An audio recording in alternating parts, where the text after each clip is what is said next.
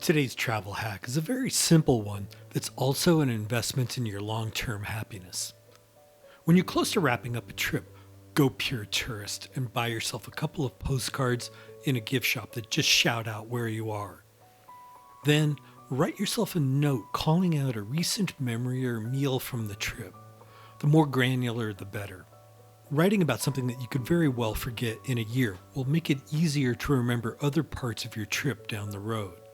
Something that I do is write the postcard from the point of view of a local animal, like Tom the turtle from my trip to Maui, or Ronaldo the roadrunner in Death Valley National Park in California. I'm the first to admit I'm kind of an oddball.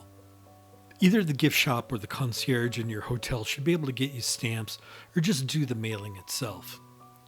A couple of fun things get set into motion by sending yourself a postcard.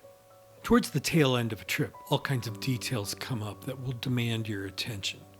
At a minimum, you have to get yourself packed up and sort out transportation, whether getting to the airport or harbor, then getting home once you're on the ground at your final destination. You're likely to forget about having sent yourself the postcard. And then a few days or maybe weeks later, your postcard will arrive, seemingly out of the blue, and you can spark some new, fresh memories about the great time you had. There's something about the tangible experience of holding what you held and wrote while on a trip that affects you differently than scrolling through pictures on your phone or having memories pop up on your Facebook feed. This next part is important.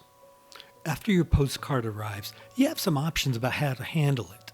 I'm a fan of putting them on the refrigerator with a magnet, but you can set it in a drawer or otherwise store it. Whatever you do, don't throw it away.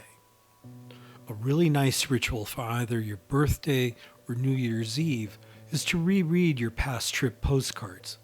You'll probably feel pretty good because you know how to bring the wonder.